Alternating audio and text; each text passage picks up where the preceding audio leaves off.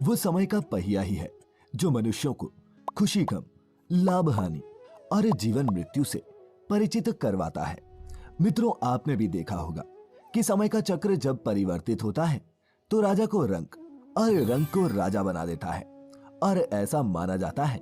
कि समय के कारण ही मनुष्य के जीवन में कभी खुशी आती है तो कभी दुख भी उन्हें झेलने पड़ते हैं। लेकिन क्या आपने कभी ये सोचा है कि आपके जीवन में शुभ समय आने वाला है, इसका पहले ही पता कैसे किया जा सकता है? अगर नहीं तो चलिए आज की इस वीडियो में हम आपको उन संकेतों के बारे में बताते हैं जिन्हें जानने के बाद आप भी अपने जीवन में होने वाले बदलाव का अंदाजा पहले ही लगा सकेंगे, जिसके बारे में भगवान श्री कृष्ण ने स्वयं नारद जी को बताया था। नमस्कार और स्वागत है आपका द डिवाइन टेल्स पर एक बार फिर। हिंदू धर्म ग्रंथों में वर्णित एक कथा के अनुसार जब एक दिन नारद जी भगवान श्री कृष्ण से मिलने आए तो उन्होंने भगवान से पूछा, हे नारायण, कृपया कर ये बताइए कि कोई भी मनुष्य अपने जीवन में आने वाले शुभ समय के बारे में पहले से ही कैसे जान सकता है? तब भगवान कृष्ण ने उत्तर दिया, हे देवर्षि,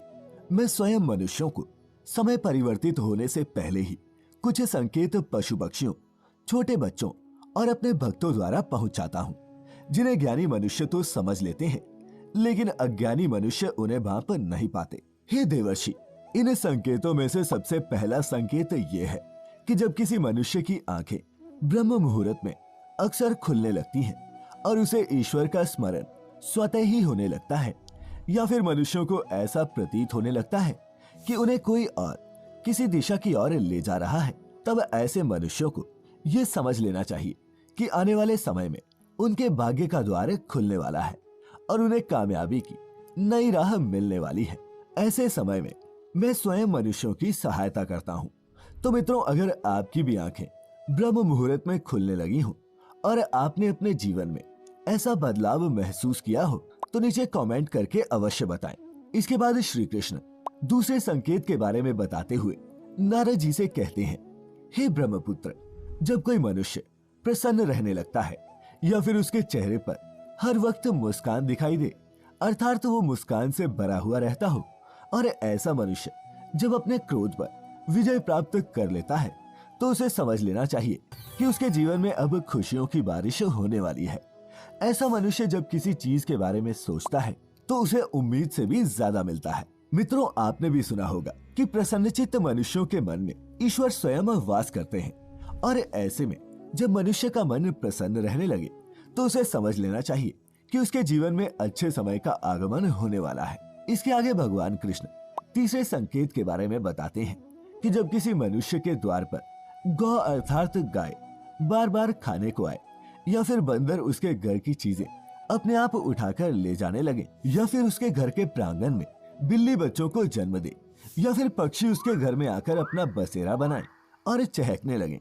तब भी मनुष्य को समझ जाना चाहिए कि आने वाला समय उसको पहले से और ज्यादा शक्तिशाली बनाने वाला है और वह अपने जीवन में नई नई ऊंचाइयां छूने वाला है। इसके बाद चौथे संकेत के बारे में बताते हुए भगवान कृष्ण कहते हैं, जब किसी मनुष्य के घर पर छोटे बच्चे बिना बुलाए बार बार आकर खेलने लगे या फिर उन्हें देखकर बार बार मुस्कुराएं, तो ऐसे में उस मनुष्य को भी समझ जाना चाहिए कि उनका आने वाला समय खुशियों से भरा होने वाला है और नए रिश्ते उनसे जुड़ने वाले हैं। मित्रों, आपने भी बड़े बुजुर्गों को ये कहते सुना होगा कि छोटे बच्चे ईश्वर का रूप होते हैं और वे हमेशा आपके लिए शुभ ही होते हैं। इसके बारे में आप स्वयं क्या सोचते हैं, ये भी नीचे कमेंट्स में लिखें। पांचवें संकेत के बारे में भगवान कृष्ण बताते हैं कि जब मनुष्य के खर्चे में कमी आने लगे और धन प्राप्त करने के नए नए स्रोत अपने आप दिखाई देने लगे, ऐसे में उस मनुष्य को यह जान लेना चाहिए कि अब उसका बुरा वक्त जाने वाला है और उसके बाद से उसके घर में स्वयं लक्ष्मी वास करने वाली है। ऐसे में उस मनुष्य को सारी परेशानियों से छुटकारा मिलने वाला है और धन भी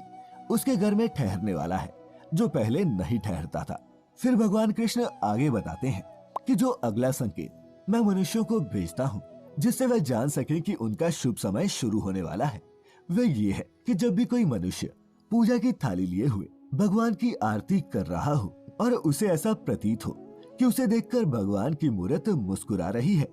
या फिर बड़े दिनों के बाद उसके घर में अतिथियों का आगमन हुआ हो,